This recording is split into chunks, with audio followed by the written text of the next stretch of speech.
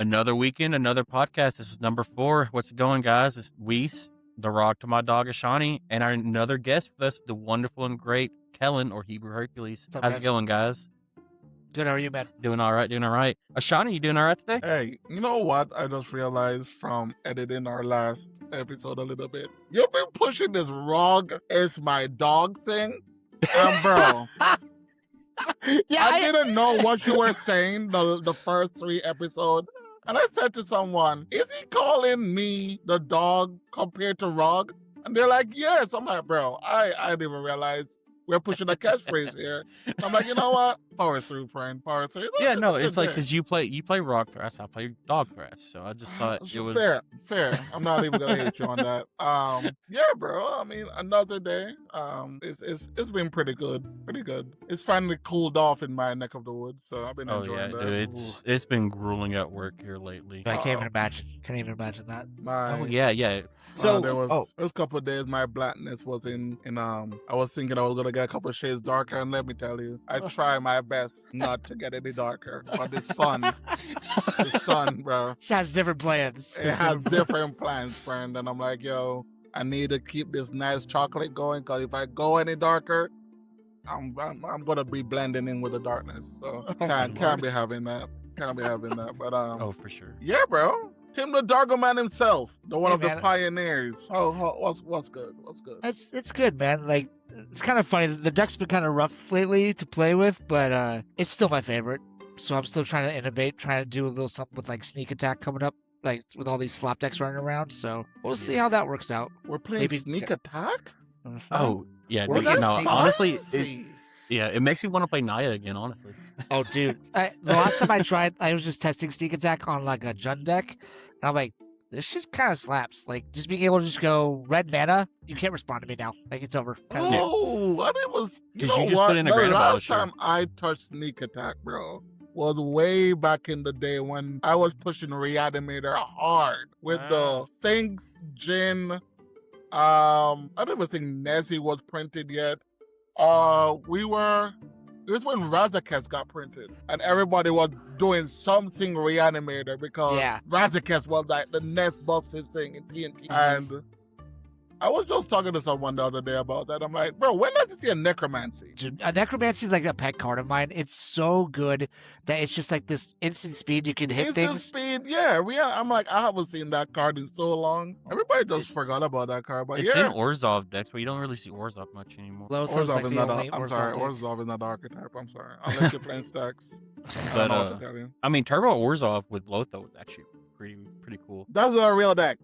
As the lover of What do you mean my Yoshimaru Tovesh deck isn't real? Zen? Was it Zen from Playing with Power that pushed that deck to where it is, and then someone picked it up and like did well in the tournament with it? It's not real. We Sorry. have a local that's on Tim Dargano that started off with Tim the Dargo. I thought we were talking about Lotho. No, No, we he are talking started about with Lotho. Lotho. He started with. Well, glad he got did. off it. But speaking of starting in everywhere with Segre, so Dig Through Time is a very special podcast where the old heads get to talk about their history. And since you're a first time guest on here, Kellen, do you want to give your history into Magic? What all the way back from the beginning? Gosh, sure. When I started playing Magic, I was doing the classic tabletop, kitchen top stuff where everyone had a 60 card deck, and it was actually kind of what EDH is now, where it's like it was a 4-player game, but it was 60 card. No one was very good. This is when Baneslayer Angel was like the thing, right? So I don't even know what set that is, but like Baneslayer Angel was like the hot shit when I was playing, and it was a Totem Armor Selesnya deck. It was my first ever deck I ever played with. I like Selesnya. I mean, I do. There's a special place in my heart for like green, like big stompy boys. But I started playing, took a little bit of a break, just because life was happening, and then my buddy got me into. It was right when the first Commander decks came out as like that package, right? You had what was that? Sultai, Mimeoplasm. He had Kalia.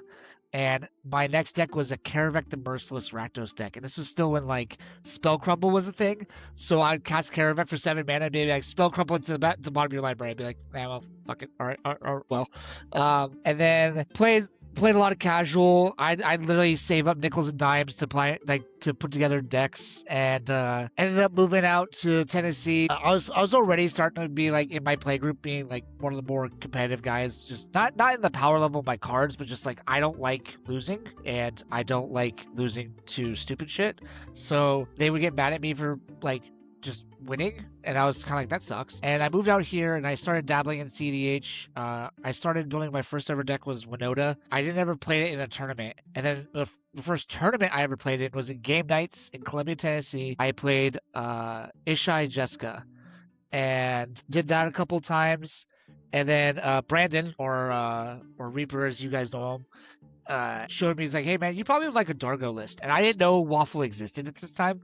So I was like, he's like, yeah, check out this Dargo Thrasios deck. I'm like, sure. Played Dargo Thrasios, converted every tournament I played it with it because the deck was cracked. Dockside's fun fact, Dockside's pretty good. I don't know if you guys knew that, but Dockside's No, pretty good. there's no way. We haven't. Yeah. No, there's no way. Yeah, no one cared about Dockside then.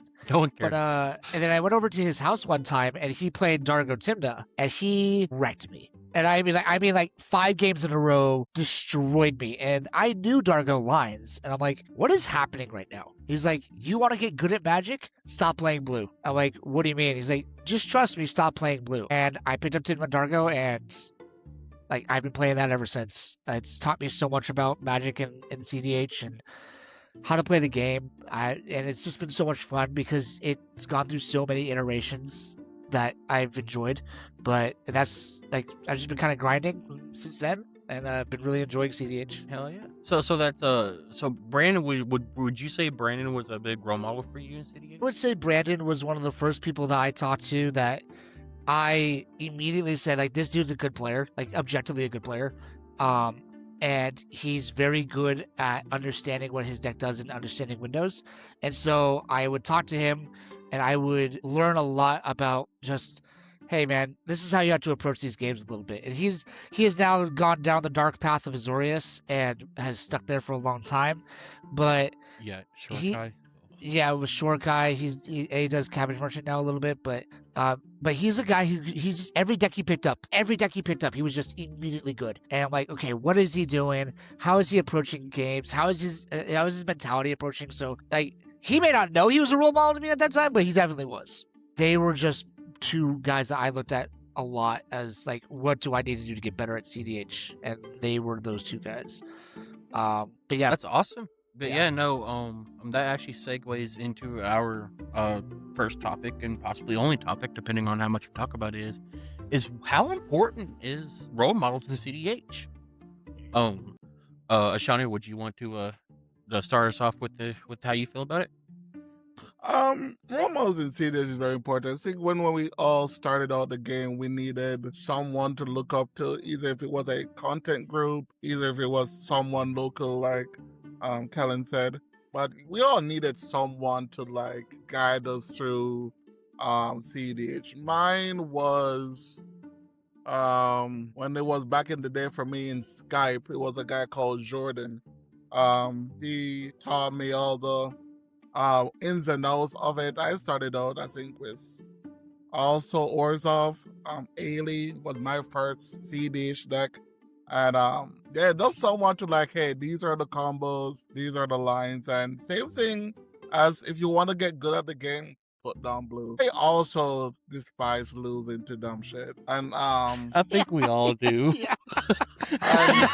and then it grew more toxic as I got more into the game, and I'm like, I just hate losing to a point. And I'm like, all right, cool. And then the more you play, and then you get rivalries down the line. But yeah, I think my true mentor was Timmy T1000. He doesn't play anymore, but he was like the guy who like showed me the ins and outs and gave me the tools of cEDH. So yeah, I think mentors are important. You can have good ones, you can have bad ones. I wouldn't call them bad, but I didn't have your interests at heart.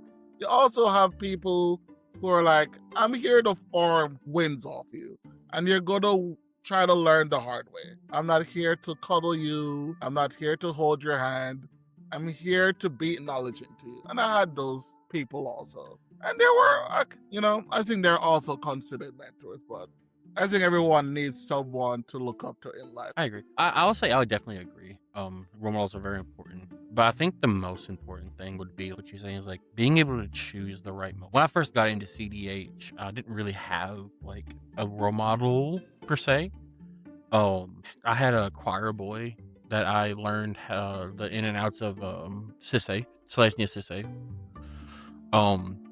But unfortunately, Captain Selesnya Sisse doesn't really like transfer well to other decks and just Magic period.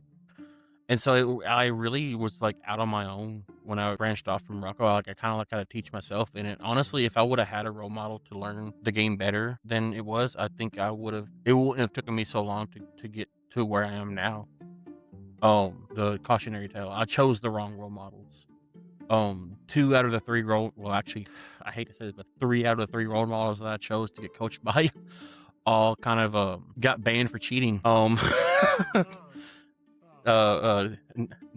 punny name, and Winded Satellite was all 3 people that I got started off coaching from. And I understand the accusation.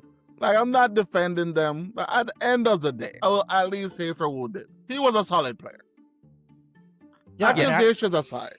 Yeah, I mean, I played against him multiple times in tournament. Like, I had before the allegations, I had nothing to say other than like, yeah, he's a really strong player. He's a really strong player. Yeah. Yeah. I mean, again, like you said, just because that there are accusations or mistakes that are made by anyone that's a mentor or someone that you look up to, does not take away from a lesson. A good lesson's a good lesson, regardless where it comes from, right? Yeah. So like, if you're saying, well, I don't want this really good advice because it came from someone who's shitty. I'm not saying that that's happened, but like, as an example, right? Like, okay, but if the lesson is a good lesson, then you should still take note of it, right? Yeah. So you still have I to guess take it that. was more of like what I'm saying is like be careful of it was more like be careful of who you view as a role model and mentor, because maybe some of the things that you're seeing from them. Wounded never fucked me over when on the coachings. I will say he did help me get better, but it is the unfortunality that he was a main role model and coach for me. and it was unfortunate that he got caught in the scandal that he was caught in. But now, even though I am, seasoned, I still have role models. And in fact, I'm talking to my main 2 role models. I think I bug you all the time, Kellen, trying to get you. And then this man right here can't get away from me when I'm brewing decks and trying out new combos. I like the 2 ends of this right now. Like, one guy's like, oh man, he can't stay away from me. The other guy's like, I'm trying to get away. I'm trying to get away. It's interesting that you say that, like, you learned things from Wounded and all that. And I think here's a couple things that people need to understand about role models. Number one, people, I always equate this to guys that in like the Olympics, right? Like, so I coach wrestling as part of my profession, and I'm a teacher as a profession. So like, to me, this aspect or this idea is kind of ingrained into who I am. But the professionals, the Olympic guys, they still have coaches. Those are the best in the world at what they do, right? You have these guys who are like, hey, they're considered some of the best to ever do their craft ever. And yet they have coaches on the sideline. So if you're going to sit there and tell me, I'm pretty seasoned, I'm a pretty good vet, like I don't need anyone else, I don't need anything like that.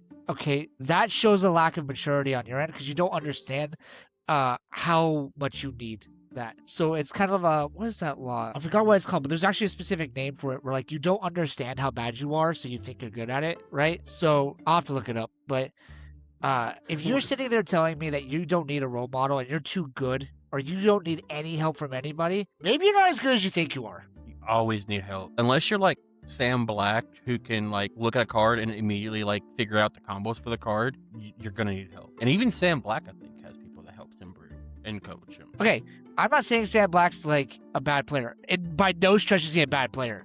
Is he the top cEDH player of all time? Okay, so then he still needs help, right? So like, that's the thing, is that you have these players who are really, really proficient. You have these players who are really, really good at what they're doing. But like, there is no perfect player. There is no perfect player that is like, they're good at everything and that they're touched because they've won with everything.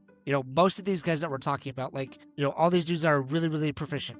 And they're really, really good at what they do. We were kind of joking earlier. How many of those guys play Sans Blue? Like, actually. No. None of them, right? They all play blue, which is not a bad thing. I'm not saying they're worse players because of it. What I am saying is that's something they could improve on. Whether they want to or not is their choice. But like there are aspects of a game that makes them better, right? And good coaches, good leaders, good performers surround themselves with people that are going to shore up those weaknesses in their game. If whatever you lack, you have to fill the gaps somewhere with someone. And I think that's one of the things that I really enjoy with the current journey cEDH is on with the teams. I think that's one of the big things I enjoy is, at least I hope that's how teams are run, is they're helping each other get better. At least for the team that I'm on, Area 52, the big thing is like that I want to like express is I am tired of the draw meta, right? So we implement a rule of the only way you end the game in a draw if it's by time. If it's not by time, you need to play a winner. Yes. It needs to have a winner. And that's not saying that we're not making deals or we're not doing this or doing that. You need to find another way to extend the game. And just like how we were talking earlier before the podcast, like conversations, we need to have conversations and we need to be able to, confrontational or not, we need to have hard discussions. And I think that's a thing from inside of Magic to outside of Magic. People just need to have conversations and have the hard conversations. And I think if that happens, I think the next level of cEDH, if we get there to that level of it, I think we will see a lot of great things happen. Well, as long as the right role models are doing what, teaching the right things, then it will get there. I believe we are. I think we have some great role models. I've not been up to date, but I think Drake Academy, that's a lovely group of people who are trying to help new players, because at the end of the day, we always need new players for the Health of the format. Yeah, so we always need that. We need newer players, and we need to nurture those newer players. For me personally, I say my coaching days are done. I've given enough to this community. Listen, Shawnee, as long as I still play, as long as I'm still playing. He was like, bro, let's brew this deck. I'm like, bro, I'm so tired of you. You just want to brew the same combo, the same creature in a different color. Please. Right. So how do I do that? Go somewhere else. How can I do that? I want to do this combo. I'm like, whatever. Dude, me and Shawnee was in like a week-long argument one time because I was brewing, we was brewing Warlock Elmar, and bro was like, can we just fucking brew Tim Natana? I'm like, no. No, I want Warlock. Actually, man, I wish those cards were not just partnered with friends. Like, oh, dude, it would help out so many much. things you could do with that kind of stuff, and do combinations and new innovations that you can have. Elmar is such a good fucking like Gruul partner that it would help out so much in those. Well, it would colors. make Tana almost irrelevant, though. I mean, that's fine. Make Tana's already not irrelevant, but that's not the point. That's not the point. That's not the point I'm trying to make. Tana is cradle fodder. You be quiet. Yeah, it's true. Show me a person that attacks with Tana to make bodies for Cradle. Okay, show me. Bro, back in the Separate days, bro, I was attacking. Put my GT on my Tana, bro. Let's get it. Yo, okay. I'll tell you what. I love GT. I love GT. I don't care what anyone says. That shit's gas. That's gas, bro. Dude, like, I was the guy that put a GT on my Academy Rector and said, hey, kill it, bro. What are you gonna do about it? Like, I guess Tana with a skull clamp out is actually pretty gas. Tana with skull clamp, bro. What do you mean, bro? You see, don't get me. I'm sorry. 2 mana draw 4 cards. Yeah, I mean, yeah, like it's good. That's what I'll I'm saying. take it. The meta was slow back then. Yeah, I had time to do this. Yeah. That's it. I think that's what's crazy about the meta. Hot take, I think we have that now. Well, it's just we're so much faster now. Like everything that we used to do. I mean, shoot, you guys are all a little bit on the older side of like Magic and like cEDH and all that. Like we used to have the only way we used to be able to play at flash speed was fucking Vidalk and Ori. Now it's like here's a 2 mana instant that does it for you. It's like no, we had emergent man. Preach, my brother. We had emergent zone. No, we did not. Vulcan, no, it was Ori. Vidalk and Ori was the only thing. It was a terrible 4 mana artifact. Yeah. Now nobody played because it was 4 mana. It was 4 mana. Way too expensive. And then they said, you know what would be great? What if we gave them a land? We're like, okay, that's kind of face up, so that's not quite as bad. So okay, people still didn't run it that much. And then they said, oh, how about we give you this honor that untaps and gives you infinite mana on its own with this other spell, and it's also at flash speed, and it also is in blue. It's 3 mana now. And they said, well, that was a mistake. Well, how about we make a 2 mana instant that does it? Well, that was a mistake. Fine, we'll give you a 4 mana sorcery or 4 mana creature that's also at flash speed. I'm like, God damn it, dude! Like, So, stop it. Real quick, I will say the 2 mana instant came out first, then the 3 mana, then the 4. You know what they all were though? Mistakes. So it didn't matter. So it did. They were all mistakes. Well, no, wait, time out. We had Leyline of Anticipation. No, but it was plain ley line. It's a 4 mana It was a enchantment. 4 mana That do was nothing. free. Do nothing. You can't even interact with it because it's pre-game. That was a Hail Mary of it. If you had it in your opening hand, every other time it Motherfuckers was used to picture mold for that force shit. the card was unplayable. I don't even know why I'm playing it now personally, but Because and then you get that pre-game seat 4. I'm really seat 1. Watch this. Leyline, Chromox, Rog, all that other stuff. it feels, and that's the reason, right? It feels good when you do that thing, but every game I had with a ley line I've lost. It's really gonna have. Because you see it in the hand, you're like, oh, gas. I'm like, oh, you actually do nothing. Cool. Well, it's actually so like kind of circle this back to like the actual topic that you want to talk about was like you have people that you want to be around that have this older knowledge of like they've been around, they've seen how metas have developed, they've seen how they can see patterns better, right? And like these teams that you're talking about, I personally like I really love the team aspects. I'm a huge fan. Again, I coach wrestling, so it's more of an individual sport, but it is a team sport with these duels. And I just got done reading this leadership book, and the basis of like one of the big points in the book is when you have a group of people, a group of athletes that they play for what's on the front of the jersey and not the back of the jersey. You play for a team, for people around you, success will happen more. And these teams are such a great idea in like sharpening each other for cEDH. And I really want to develop I'll say for lack of a better term, a curriculum for newer players to be like, hey, you guys want to learn how to be a cEDH player from a premier team? Here's our curriculum that you guys can be a part of our Discord, and like we can go through this together. Like, I think having these teams gives you so many more perspectives and ideas that people don't even think about when it comes to even just talking with other and learning from each other, right?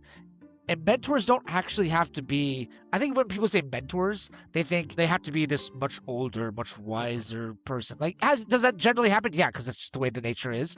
But there's a lot of players that I am around with now that are definitely not older than me, but I'm learning from them and learning about different things from them, and certainly have a lot more card knowledge, like a card bank knowledge than I do. So it's like, how are we looking at these things and where you're getting your sharpening skills from these mentors or these like role models? It comes from these players that want to be in a community, you know? Mm-hmm. I think the team thing is a great idea. I like that it's happening. I know a lot of people are concerned with collusion, and I can tell you wholeheartedly, every tournament I've been to since I've joined the team, there's been team kills, and we've had zero qualms to do it either. It's like, oh well, dude, we're done. Like, I know we're on the same team, but like, you're down you go. Like that, I would hope that people on teams would understand, I respect you too much to try and collude with you. I want to beat you because I think you're that good of a player, not because, you know, we're discussing on the side.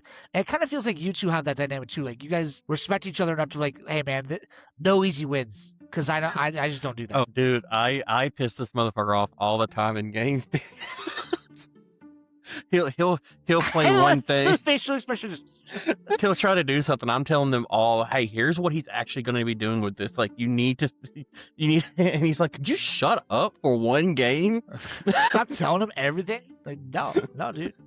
Okay. No, but I will say, when it comes to role models, the biggest shock is when you go from student to mentor itself.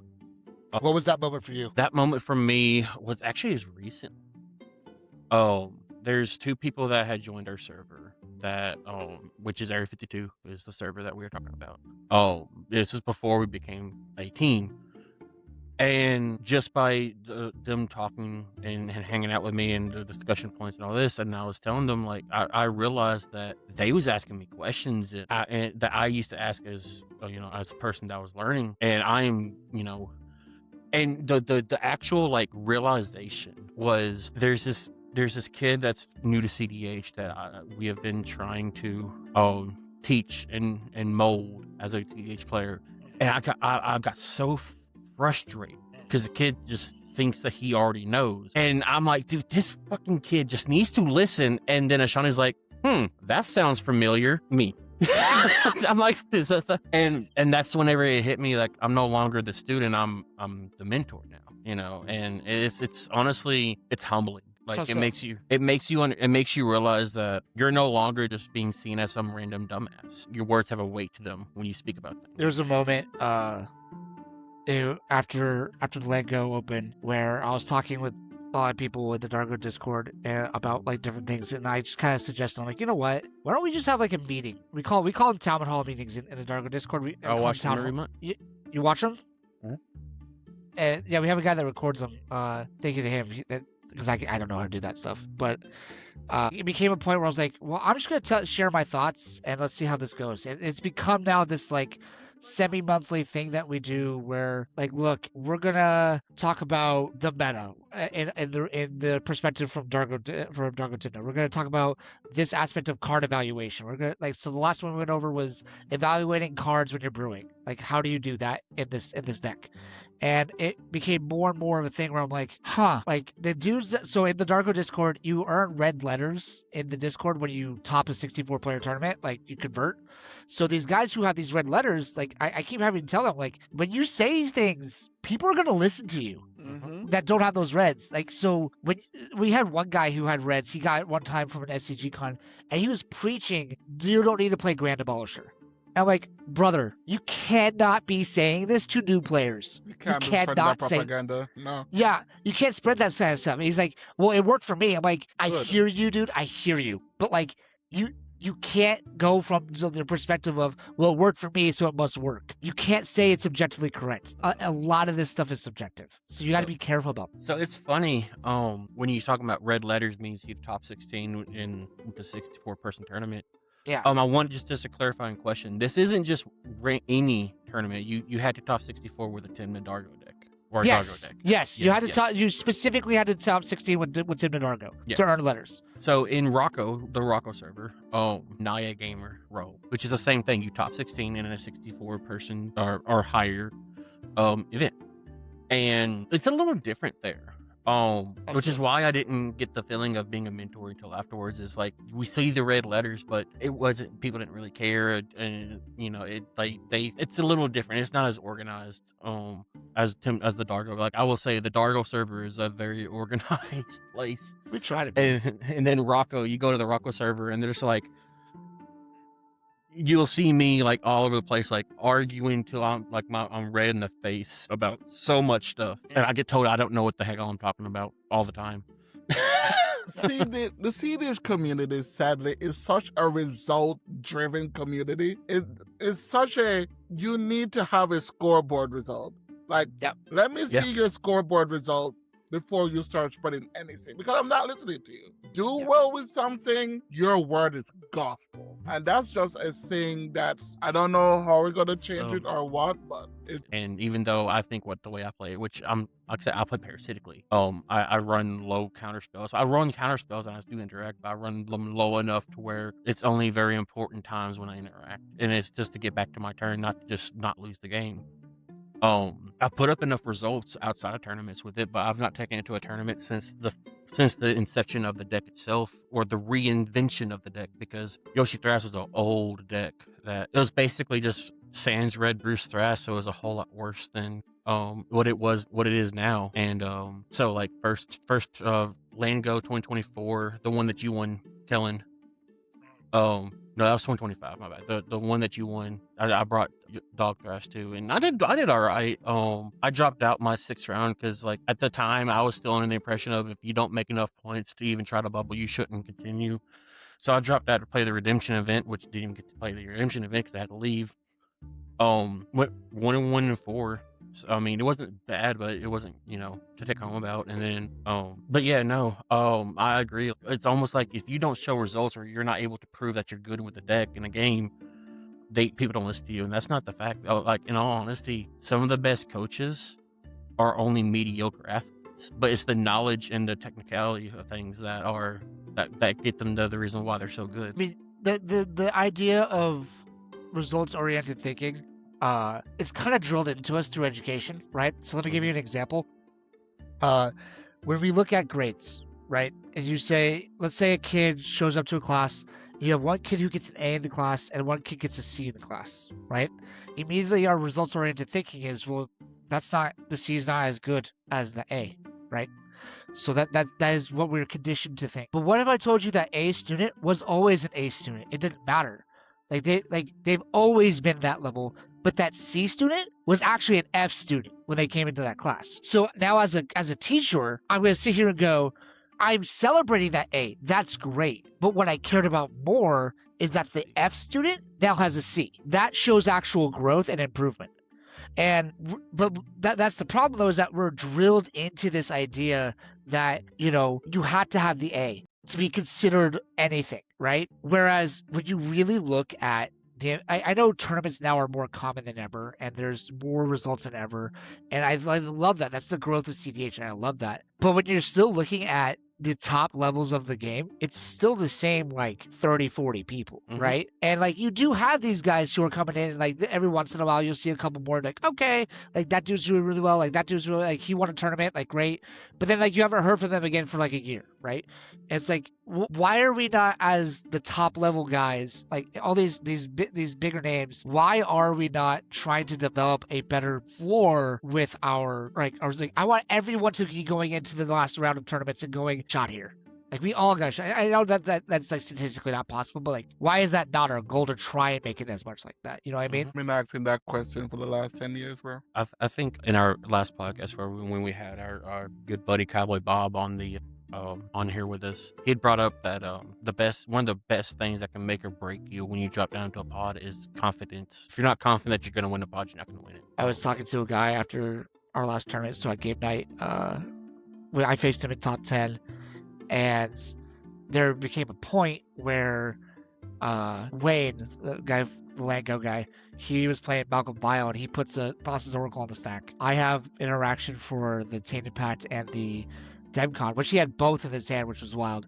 But my buddy is playing Derevi, and I essentially made him make a deal because he had 2 Ristics out. I'm like, I'm not saving you if you're not, unless you stop drawing your cards. And we keep playing the game. I ended up winning that game. And we talked later at dinner, and he's like, man, maybe I should have just taken the loss, because I was just happy to be in top 10. I don't expect to win every game. And I almost stopped. I'm like, why? Why don't you expect to win every game? And he's like, because you can't win every game. I'm like, why? Do you think these guys who are on the top page of Top Deck sit there and go, gosh, man, I can't win every game. I'm just gonna accept losses when I get losses? No, they go into every game saying, I'm gonna win this game. They don't, obviously, because you can't win them all, but they never sit there and say, I can't win this game. You know what I mean? Yeah. Wait, for me, well, 100% confidence, and I always will add confidence with humility. The last big tournament I was in, I ended day 1 8th of over 200, and then choke in day 2.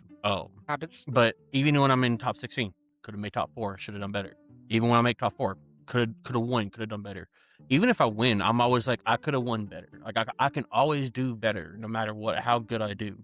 I think Ishani actually said something very profound when it comes to role models and the idea of growth in the community of you're gonna have guys in your mentoring group and that are sharpening you, that they don't have your best interest at heart, and they're just there to beat you up a little bit while you're trying to grow.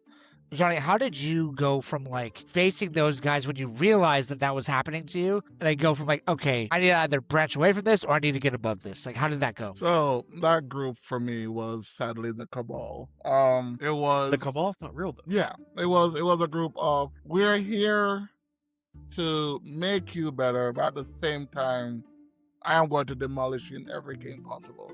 And it was just,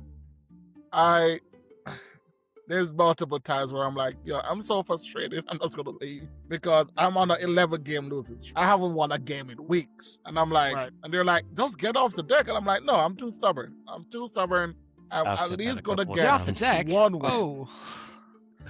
Oh, I used to hear that so much when I played Rocco because I'd do the same way. I'd interact with Bone Out and the next person wins. And they're like, well, stop playing Rocco then. No. No. At the No. end of the day, they were right. I don't need to stop playing the deck. And it was just like a hard thing to learn. And what was when the when I moved away like from that really high level gameplay, and then when you go to like a Swiss game, you're like, oh, it was really good. It felt like the games felt easier. It was like I wasn't playing Magic on hard mode. Mhm. It just felt easier. Like when the competition, and that's the thing I come again to where the teams are. Iron sharpens iron. Same thing with team sport. If everyone is at a high level, you will also raise your level. And I don't want to say I don't see that enough in our community, but I think it could be a lot more. And maybe that's just because I haven't been on the tournament scene as often as I used to be. But it's the same top 10, bro. It's Jorman, Evan, is you, it's Andy. It's like you just see a few names. I think just the other couple. Someone was telling me, oh, there's a new wrong side pilot. Who is the number one wrong side? I'm like, I didn't even know that existed. I thought after Zane, I saw wrong side died to me. Oh, you mean Dexter? Yeah, Dexter. I'm Yeah. like, who is this Yeah. Dexter kid? I'm like, I don't know who this is. And I'm I like, think yeah. Dexter's on another deck now, though. He might Yeah. be, but he is definitely a top level wrong side He's player. I've played against him definitely- multiple exactly. times. And I'm like, I didn't know about that. It's all about clicks, and I wish we got away from the clickiness and, just nurture everyone. And I understand not everyone Yeah. can be nurtured. I get that. But at the same time, if they're willing to learn, take them under your wing, right? Yeah. I think that's the big thing from it. I think And- that's the big concern that a lot of people have with these teams, right? Is that like they think that it's clicky, and I think it should be fine to have camaraderie with some friends. yes, But like you said, like I think collaboration with other teams should be more should correct. prevalent. But and you It's also not. said it's not right now. It's not, because I think right now we're in the infancy of this Yes. team stuff. Like really in the infancy. Like we had the team event at Land Go like this last year, right? Which was a really fun opportunity to just play some good level players. But there's a lot of things that are going on, in my opinion, in the community. A lot of like parts that give friction to what we're talking about, right? So Mhm. like, one, we don't want clicks, but we want teams. Like that inherently Yes. thinks that people will be like that. But if it's done correctly, it's It won't. not going to be like that. Correct. Right? Yeah. But then you like, and then Will said this earlier, like, some people think that they just don't need to be taught. Like, I'm not saying Dexter's a bad dude, but there is no shot in hell that if I gave that dude any advice, he'd take me seriously. No. Like, I've met him a couple times. He's very confident. And like, he's a great player. I'm not saying he's not. But you meet these guys, and there's like people in the Nashville Discord where like I've given them advice, and it's like, you're just not willing to listen. Like, and you can't nurture that. You can't change that. No. You can't choose. You can only lead the horse to water. You can't drown it, right? But like, You could definitely drown it. You could Bro, definitely- I've been wanting to draw the field, bro. Let me tell you. Oh, but well, like, the difference between me and the others was I actually still put up results. well, Touche. but that goes back to the results-oriented thinking, right? Some people Exactly. are just not going to be good at the cEDH part of it. Like, okay, here's a really good example. I think one of the better players that I play with on a weekly basis is Chase from Casting Cost cEDH. We have made an effort that every Tuesday him and I play a game. Whether it's with Trevor, guy who played Drevi that I was talking about, whether it's with some other person, someone from like in the Pinnacle group with me, whatever it is, we make sure we get a game in every single Tuesday. And every single Tuesday, I look at his fundamentals, I'm looking at what he's doing, and I'm not trying to be like a coach to him at the time, but like I'm watching him play in the games with him, and I'm like, your fundamentals are great. Like your fundamentals are very, very good. But then we go to tournaments, and he's like, I scrubbed out again. Yeah. And I'm like, that doesn't mean you're a bad player. It means that like there's something within the element of cEDH you're just not strong at, Mhm. right? I Go ahead. Sorry. So I learned, when it comes to tournaments, you can get all the quality games you want to, but if you don't get yourself familiar with what we are going to see most of the time with Swiss games, you will screw it up. Because I had this conversation with Ashani. I'm like, dude, because like whenever I play with Ashani, LJ, and all them, all these great players, I'm right there with them. Like You said LJ. Calm down. I'm I'm just kidding. I'm just kidding. Well, I love funny you LJ. say I'm LJ. Come on, I'm just kidding. Yeah. But like I'm right there with them. And then I would go to these tournaments and just get fucking just bent over, just get ass stomped, right? So And okay, so the- let's but- evaluate just that right there, right? When you practice, okay. So I just to play devil's advocate here, I just had this conversation with someone the other day. Why do you ever practice for Swiss? I wouldn't say I practice for Swiss, but getting the level. Like if you're because and I found out this is something I've been told. If you're used to, if you only practice for top 16, right? You're gonna expect the players you play in Swiss to play like they're in top 16, and that's just not Correct. what happens. Okay, so let's take that into account, right? So you're expecting to play with top level players, right? Which means you're expecting good plays. What do you do in your games to manipulate the game, for lack of a better term, manipulate? Put yourself in a position that you're more comfortable to be in, right? Gaslight the hell out of it. But you can't gaslight top 16 players, right? You can't do that. They don't work, right? It don't. So then how do you do that?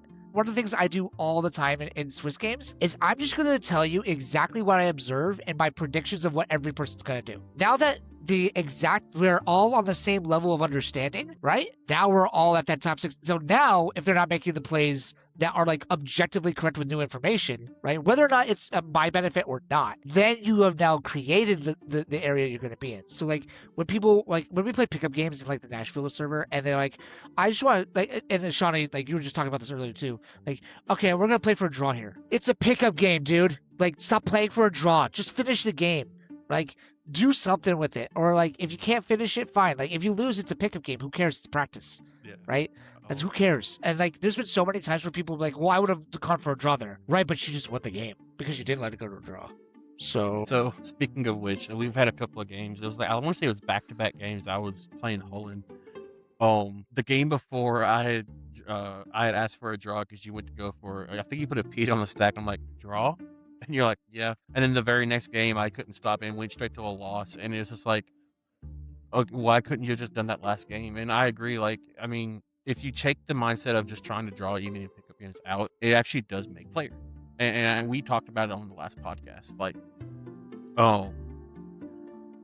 If you're taking the chance of taking a loss and go to the next round and winning will give you a whole lot more points than if you just drew the first round and you drew the next round. Because draw pods are going to be more inclined to draw. Because I've not lost yet. If I keep drawing, I'll be eventually get to a pod where I know I can win. Or you can just say, yeah, I lost, and you just keep the confidence. I'll reiterate, if you go into a lost pod, more times than not, at least 2 players are going to be deflated and not playing to their best ability, and you can capitalize on it. I mean, shit, dude. The last game night tournament, last weekend, lost first round, and you just have to sit there and go, okay, I have to start winning. You just I gotta win. That's all it is, right? Yeah, I would say do not try to draw your first round. Either win or lose your first round. Because if you can win your first round, you're set 100%. You're definitely set in a good position. Not to go back to the thing, but I think Kellen was saying something about. You were talking about mindset.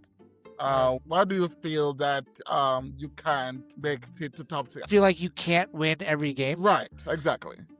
I that's my question to them, because that's gonna make them. In the situation that we were talking about that time, he's like, maybe I should have just taken the loss instead of losing to you later. But that's not playing to every ability you had to win. Right. Because literally what happened after that is he played some stuff and played a ranger captain, and then the next person plays a ranger captain, and then he just happened.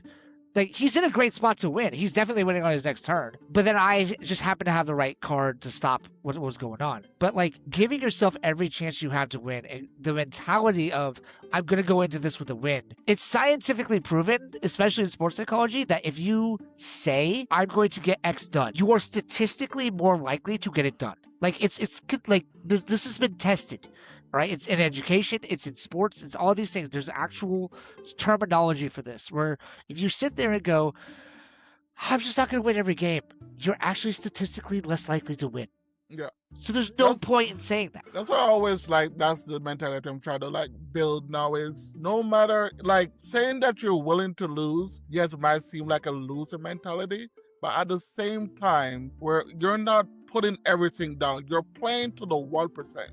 Like I always say, Magic is a game where you don't know what's on top of your deck. That's the thing I like about Magic. It's not what's in your hand. You don't know what you can top deck. You can just draw the right card for the right moment. And that's the, and you're like, oh, I just flipped the mad top deck and I got there. So always try to play to extend the game. And like that, and you know, we're gonna maybe go to another topic after we talk about mentors, is don't play to the 1%. If you need a consult to find this answer or consult to find this win, and you're like, every time I consult, I die to consult. Well, take it out of your deck then if that's how you feel. If that's how you feel, take it out of your deck. I, as a person who played Rockstar for the longest, people always say, bro, you use the money consultation like a tutor. Because it is. It's a high level time of, it's a time where it's like, it's a 7th card. And you're like, bro, this is gas. And sometimes it's the first card. You live and die by console. And I think for like turbo players, that's like a mindset you have to grow into, because some people just don't like those variants of the game. Yeah, I mean, it depends on the deck. Like, so it's actually kind of funny that you say consult. So like, I'm not even running Divine Consultation, the Grixis deck I'm in right now, right? Like, I don't like the Wait. card. Yeah, exactly. Yeah. You're not on Tin Dargo? No, I played Marchesa last time. I've been playing Marchesa Dealer Death lately. The Dargo man is not on Dargo. Yeah, look, the last I time I told you played, I'm he was through playing Marchesa, I think. Yeah. Yeah. Well, I will say the last time I played you was playing Krark Ishai. So. Not Oh, card sure. draw. I played Krark Ishai just to prove a point, and then went like only one loss in the tournament and one of Badlands. Like the first time taken to a tournament. I was like, Honestly, Dargo Ishai. that's the thing. That's been I'm It's not a real surprised deck. you ain't.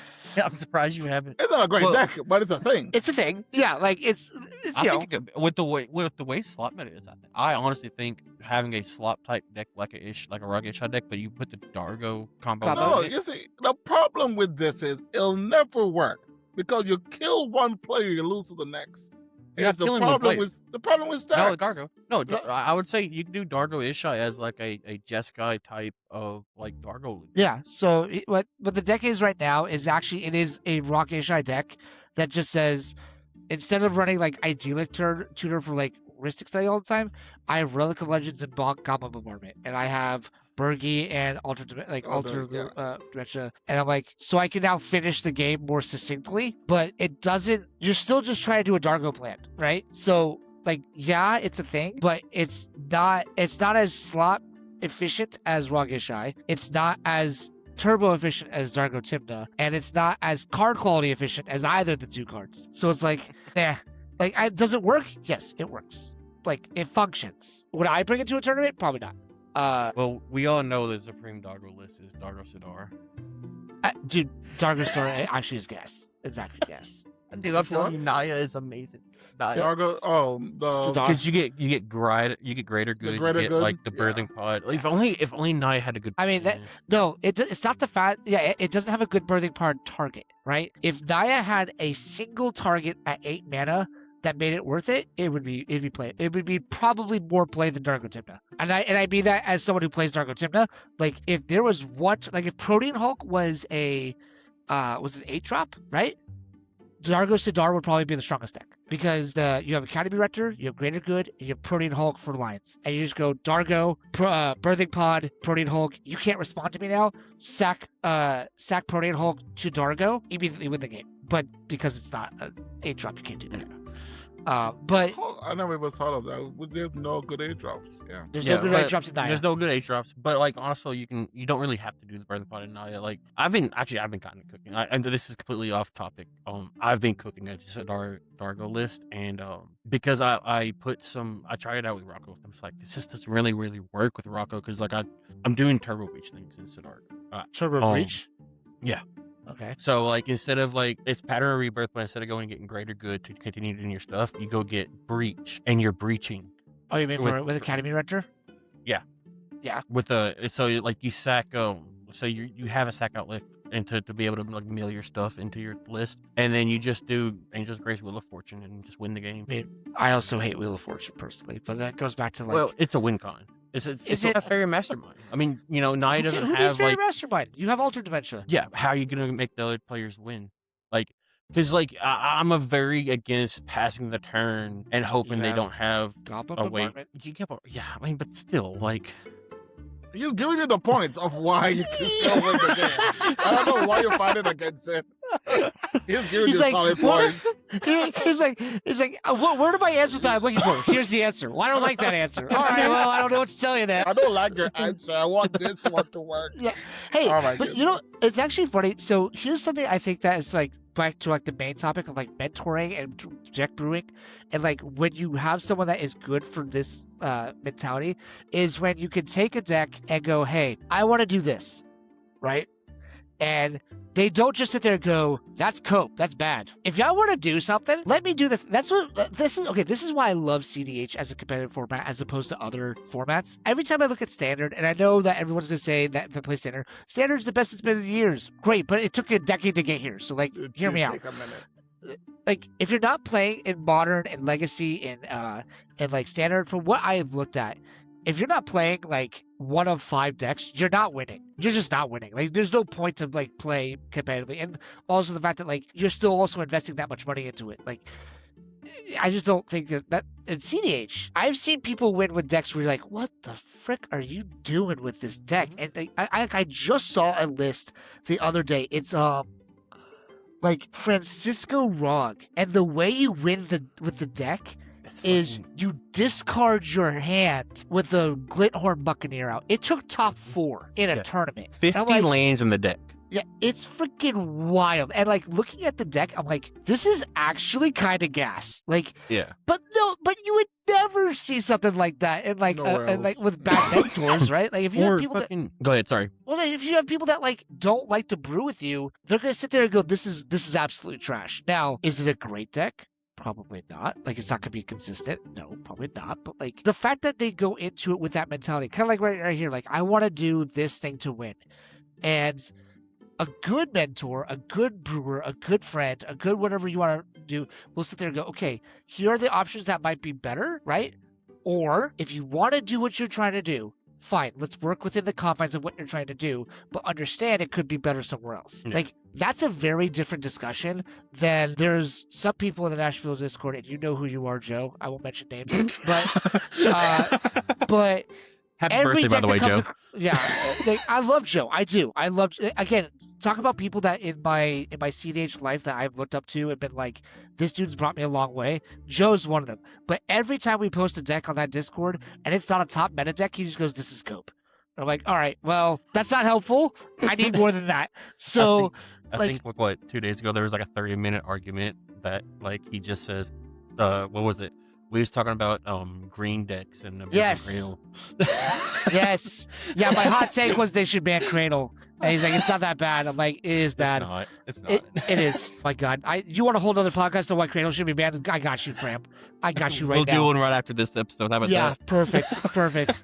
I'll tell you why that freaking land is so busted. Don't take my Greenland away. It needs support. Poor Sean. He's already lost his Nadu, and then he lost his I already lost my Dockside. bird. I can't deal with bro, it. Nadu I was- want a Dockside gone. I want that card gone for ages. Okay, I'm actually okay with love- Dockside being. Do you guys Same. realize how much innovations happened since Same. Dockside Yeah, left? no, I Oh, agree. so much. like as somebody that played a deck that abused Dockside, in my opinion, the most, because I can just be like Rocco for Dockside to win the game, like turn 1, turn 2. I'm glad it's gone.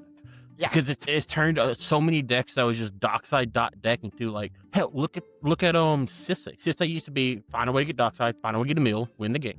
Now they have so many different intricate lines and ways that they go through, and also Have that new silence coming out too.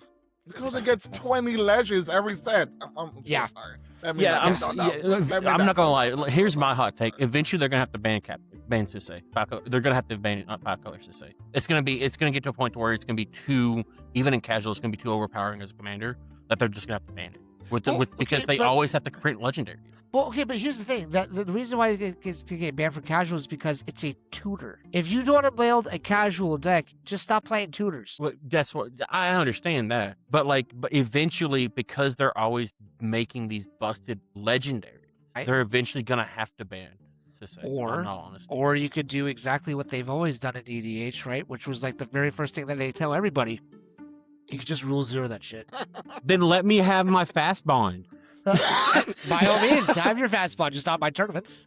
Yeah, right. Yeah. Everybody- Can't be doing that. Fast bond did not. Rule 0 argument. Oh, that's another.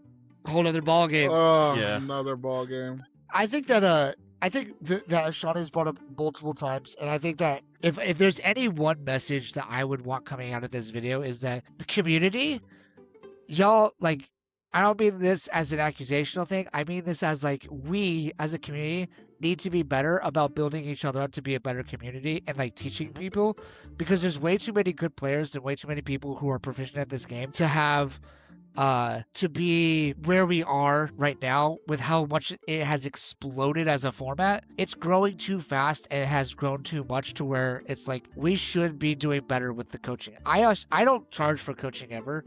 When people like, I literally after this podcast, I'm going to be going over mulligans with 2 people in the Discord and be like, they ask, how much do you charge? I don't, because right now I don't think there's anyone that is actually at the level, in my opinion, that's putting in the work to actually be able to say that you can charge for coaching, right? Like, I know that there's great players, and I know that they're very proficient at what they do, but I don't see anyone putting in the effort to do something that I would say is worth money. You know what I mean? Like, if you want to start doing that, by all means, I can't shame you for doing that, but you better be making it worth their time, you know? So unless you got a curriculum, unless you got a game plan, unless you have a 3-week plan planned out for them, unless you have lesson plans planned out, I don't want to see no one charging for it. I want people just building each other up. That's all I want to see. It's the same thing that when people come to me, I'm like, these are the things I'm going to need you to do before you come to me.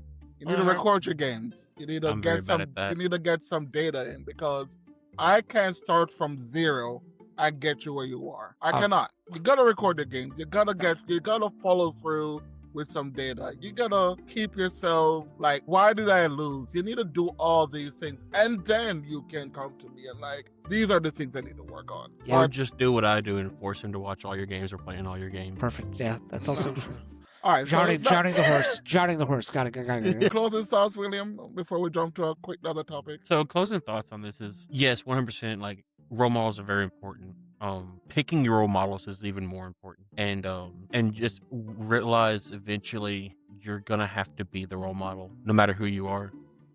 Because like, if you take what you learn to heart and you evolve with it, you will eventually be the person that people will look up to. And you will know who you are. For me, whoever want to be mentors, don't gatekeep, don't gaslight.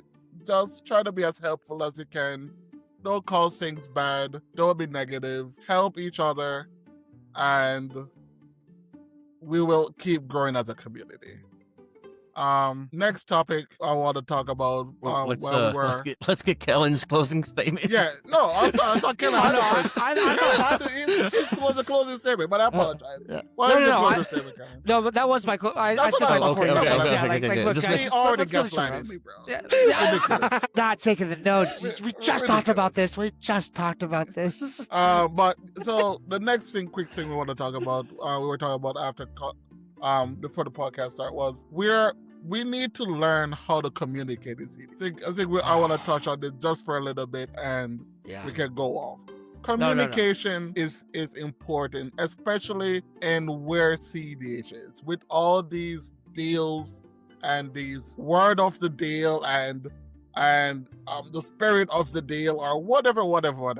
That's so stupid. At this point, to me, I feel like I haven't competed in a minute, so I don't know how top level cEDH is. But what I've been watching in like the tournaments and all of that, it does seem like it feel like the smartest guy and the wordsmith of that pod wins those high level games. I'm not saying that skill is not in there, but the deals that are being made, the way they are worded, the way someone can control the pod with their words, that is what I feel are winning these games. And when you get into a pod where there's 4 stubborn people in it, this is how you have an 11-hour game Yeah. when 4 stubborn people butt heads and nobody budges, or everybody's too lenient and we give everybody everything. There's no middle ground, and I feel like if we can have a conversation and not reveal everything. And I think that is what we need to learn. So a lot of people like haven't liked this slot meta. I feel like it's kind of funny. Every meta that I've seen go through in cEDH, someone has something negative to say about it. Like everything Always. has its positives and negatives. So Yeah. take it for what it's worth. A lot of people don't like this slot meta, and they say that a lot because the yapping, right? It's the yap, the yap, the yap, the yap. Everyone's tired of the yap, the yap, the yap, the yap. I think that this problem or this complaint stems from 2 different issues. Number 1, like you said, their ability to actually communicate effectively is a problem. Their lack thereof, right? So you have the first problem is it's not about the amount of yap that's happening, it's the quality of the yap, right? So when you have one person who's really good quality yap and you have 3 people who have no quality yap, and then that person's going to dominate every game because Yep. it's a social format, whether or not we like to say it or it is or not. That's what's going to happen, Yep. right? So, but that first problem stems from they're not very good at confrontation, right? People shy away from confrontation. Now, I don't mean by that Bob trying to throw a fist. I know he wasn't trying to throw a fist. I just like to give him shit. Yeah, I'm just giving him shit. I just said, but I'm not saying that you're in a game being like, I will throw down right here, right? I'm not saying that. What I am saying is when people present, for example, if you're a player that is presented with, I will stop you from doing what you want here, they don't think 3 turns down the line where if you just say yes to their request anyways, they're still going to have that counterspell 3 turns later. Like, there's nothing you could do about that. So you can either A, confront that problem and say either A, I'm just going to jam anyways because that's what my deck does, and that's fine. That's what you live with those results. Kind of what Ashani said earlier, like, you have to just have that turbo mindset, like, it happens, whatever. Or you find a way around the issue of, like, I can work within a deal, but this is going to be a give and take confrontation that we need to be able to work this out. So, like, for example, in my top 10 game last weekend, John had a counterspell for my Underworld Breach. And I said, I went through every line in my head that I thought I could go. I'm like, okay, what if I just don't win here? Now we have a different discussion, right? Because now the breach resolved and I got strictly value out of it and moved on. Is that what I wanted? And like, was I okay with exactly that?